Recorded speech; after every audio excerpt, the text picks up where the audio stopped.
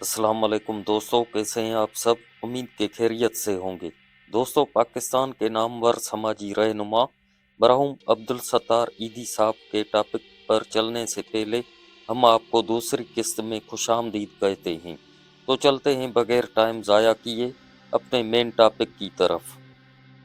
ईदी साहब का कहना था, चाहे कोई कितना ही पुराना और कितना ही मेरे करीब क्यों ना हो, मैं किसी को अपने ज़ाती मामलात में दखल नहीं होने देता था। किसी को मेरे नवासे के अस्पताल में दाखिल होने का इल्म नहीं था। पायलट ने भी उसे मेरा निजी मामला समझकर खामोशी अख्तियार कर ली।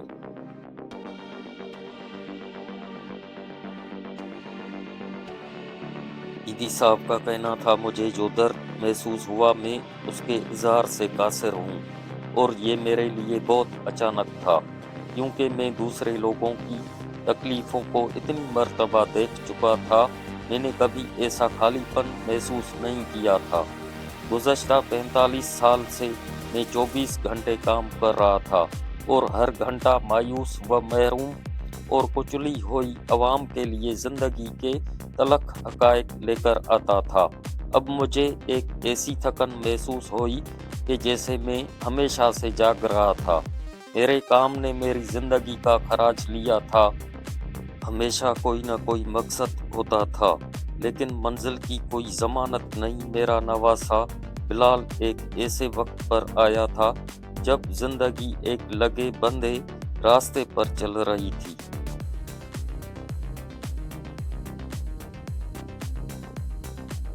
ईदी साहब का कहना था, अगरचा बल्किस अपने काम से वक्त निकालने की कोशिश करती थी, लेकिन उसकी ममता की प्यास के लिए ये वक्त कम था, और हमारे अपने बच्चे अपनी नानी के जेरे साया पले बड़े थे। जब हमारी 22 साला बेटी कुबरा की अपने खावंद से अलहदगी हुई और वो हमारे घर लौटी, तो वो अपने दूसरे बच्चे के लिए उम्मीद से थी। जब बिलाल पैदा हुआ, लगता था कि वो हमारे लिए ही था।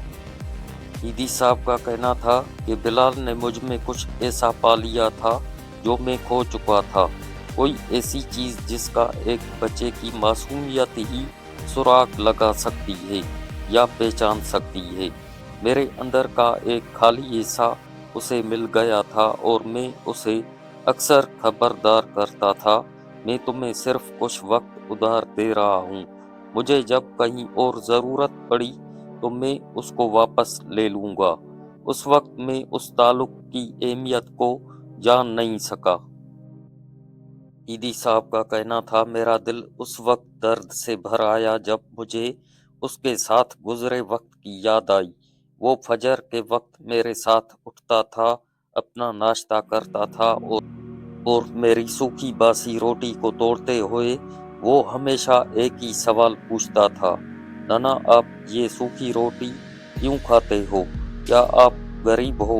और मैं उसे वजाहत करते हुए बताता था, मैं खुद को गुर्बत की याद दिलाता हूँ। ये मेरा होमवर्क है। मैंने अपनी नम हुई आंखों से खिड़की से बाहर देखने लगा और अपने उस दर्द को छुपाने की कोशिश की जो मुझे अंदर से चीर डाल रहा था। दर्द मेरे सब्र से टकरा रहा था और मेरे दिल को बार बार तोड़ रहा था। यादें मेरे दिमाग में लौट आई थीं। ईदी साहब का कहना था, नए चांद की दीद ईद और कुर्बानी को लाती थी।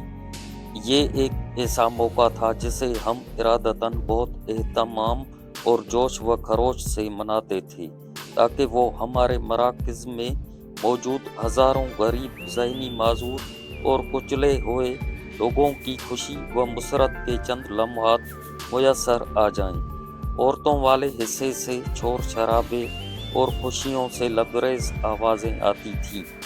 बच्चियाँ अपने हाथों पर मेहंदी लगाती थीं, नए कपड़ों पर सलमा सितारे जोड़ती थीं, रवायती सवैयाँ बनाती और तोहफों के पैकेट तैयार करती थीं।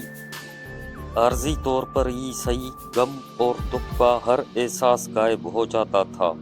शहर के मुख्तलिफ हिस्सों से खाने पीने का सामान आता और हर कोई उस शानदार और खुशियों भरी सुबह का इंतज़ार करता था, क्योंकि उनकी जिंदगियों में दीगर खुशियों की बहुत कमी थी।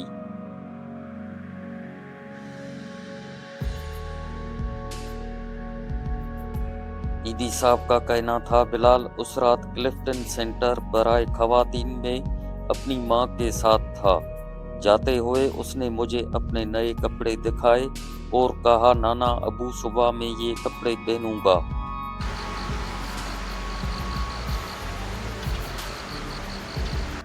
मैंने बिलाल को अपने बाजुओं में उठाया था और कहा था, बिलाल तुम्हें पता है कि कुछ बच्चों के पास कोई कपड़े नहीं हैं। उसने मेरे अल्फाज को मुस्तरद करते हुए मचल कर खुद को मेरी गोद से निकाला और एक बार फिर अपने कपड़ों की तरफ बढ़ा।